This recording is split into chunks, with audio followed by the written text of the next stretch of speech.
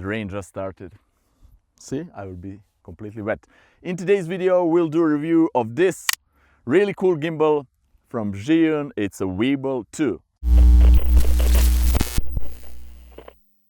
Hey guys, it's Nemanja and welcome to another Tuesday Tech episode.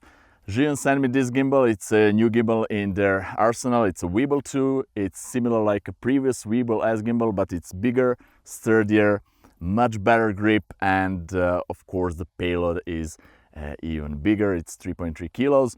And yeah, disclaimer, they didn't pay me to say anything about this review. This is not a sponsor video. Everything that I say today is completely my own opinion based on testing and using this gimbal for a while. I'm currently on a mountain. As you can see, I'm here with my friend who is currently filming me, Dusan, and we are doing some commercial here, but also the review of this product. So first I will talk about the build quality and some functions that this gimbal has. The unique thing about the Weebill 2 is this articulating screen, and this can be used either for accessing the menu. There are a lot of functions here that you can use straight from the screen, and also the screen is 2.88 inches and it's full color touch screen. And also it can be used as a second display, as a second monitor for your camera if you're using the Zhiyun image transmitter, and that's come separately. There are different packages that this gimbal come with, and I will talk about that later. So beside the screen, the grip is different. It's completely a new grip, which is it just works. It's really comfortable to hold the gimbal. There is a joystick on the left side on the gimbal. Basically, this is made for right-handed people. So I don't know if you're holding it with left hand, you cannot access the joystick. There are a few other buttons here, just regular buttons for start and stop recording if you connect the camera with the gimbal. And also really cool thing that I absolutely love is this switch here, which has 3 positions. So you can really easily, like this, access different modes, the most used modes like follow mode, lock mode, and pan follow mode. So you don't need to go to the menu or to press different buttons 2 times, 3 times, and to remember how many times you need to press. Just pull this in desired mode and you're ready to go. I got a pro version of the gimbal that came in this really cool carrying case. You can really easily take it with you without any issues. As you can see, the rain started, as I already said, so this is a little bit wet. And inside of this, beside the gimbal and beside the tripod here that we have this handle for underslung mode. This is amazing because it's really easy to just go from regular filming mode to underslung mode. And also we have the image transmitter and the follow focus or the zoom motor. You can use it in one of these 2 situations, and a lot of cables and manual and everything. The bag itself is really nice design. As you can see, the quality of the bag is pretty decent. I really like it. And if you want to carry your gimbal with all accessories in this, you can. I usually carry my gimbal inside my camera bag. So as I already said, this is a pro version of the gimbal that I got. There is 3 different versions, actually 4 different versions, 3 beside this one. We have a standard version which costs $549 and you just got the gimbal without this underslung handle. You just have the tripod here. Then the next version is a combo which costs $649, and with that you're getting this bag, and also you're getting this underslung handle, which is cool. And the pro version, which I have, as I already said, you have everything mentioned before with the image transmitter model and the follow focus or the zoom motor. And also there is Pro Plus version, which is the most expensive. The version that I got, the Pro version, cost $899, and the Pro Plus version, there is a flying, as you can see, is $1,099, and you got one external monitor from where you can control the gimbal and a few other things. So if you need that, then you need to go to Pro Plus version.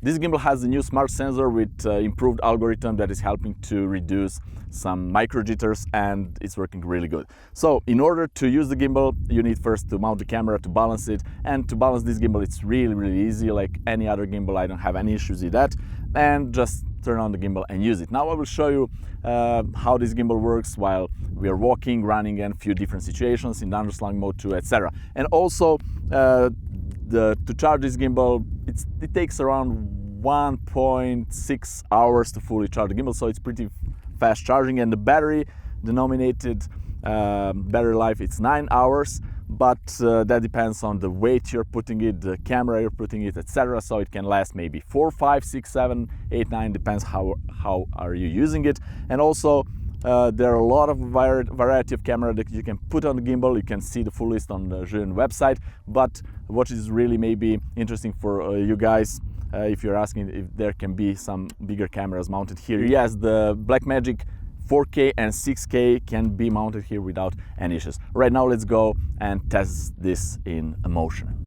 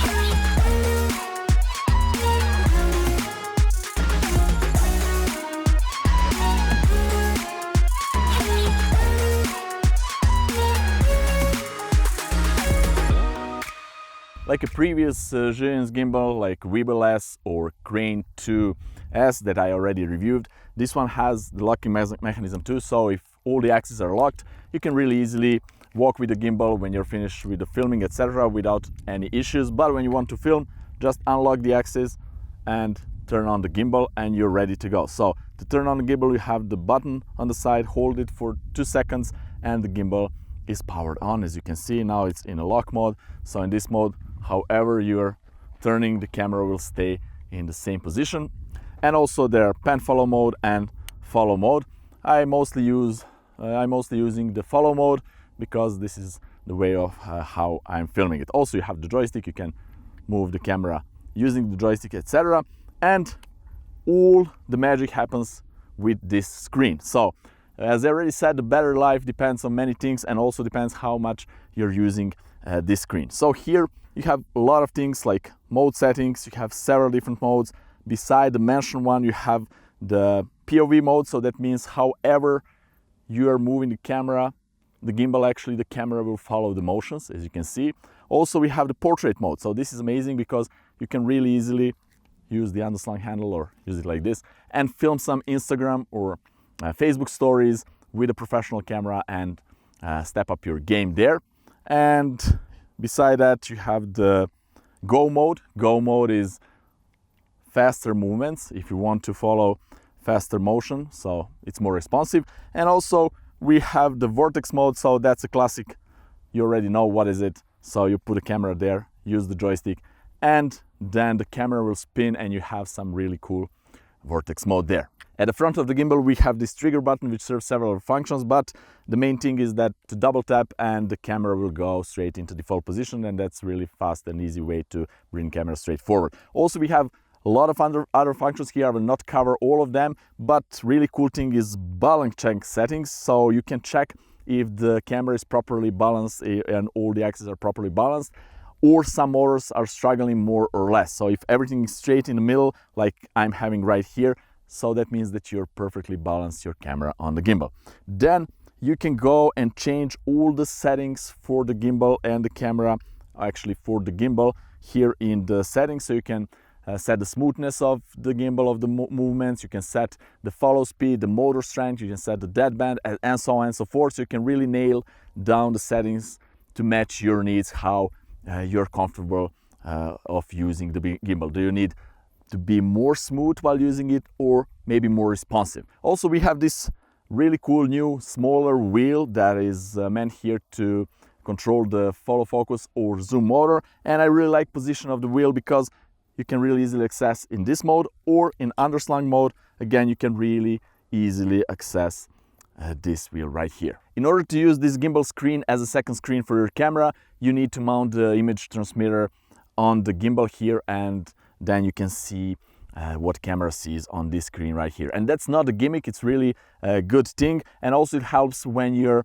want to change the angle of your screen. So in order, when you're filming, you don't want to mess with this screen because you will introduce some jitters on the camera. But when you have the image here on this screen, you can go up and change, and go down and change the angle, and perfectly see what camera sees without interfering with the motion of the camera. Also, one disclaimer, this previous image transmitter from Zhiyun will not work with this screen, so it will not transmit image here. You need the new updated version. Also, you can use that image transmitter module to track the person automatically with the camera, so you can just select the person here on the screen, and the gimbal and the camera will automatically track a person for you.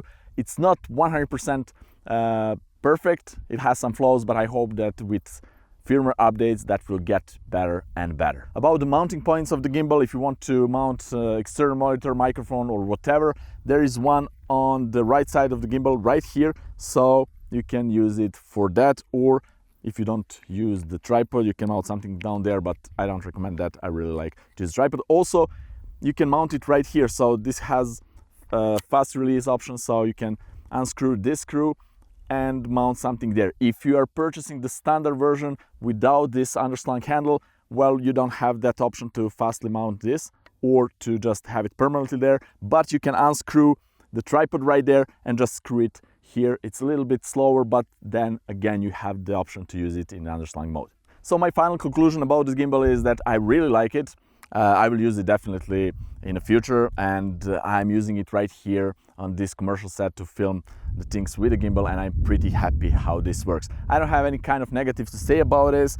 I don't know, maybe because this is the joystick is not for left-handed, but I'm right-handed. I really love the position of the joystick and how the thumb is perfectly positioned there.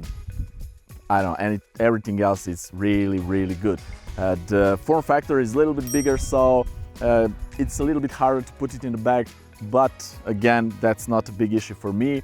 So that's it. If you want to know more about the gimbal, check out the link down there in the description. Also, if you want to purchase the gimbal and different sets, follow the link down there in the description. Alright guys, that would be it for today. As you can see, finally the sun is here, the rain is past, and I'm going to film something else. Take care, have fun, and see you in my next fun video. Bye bye.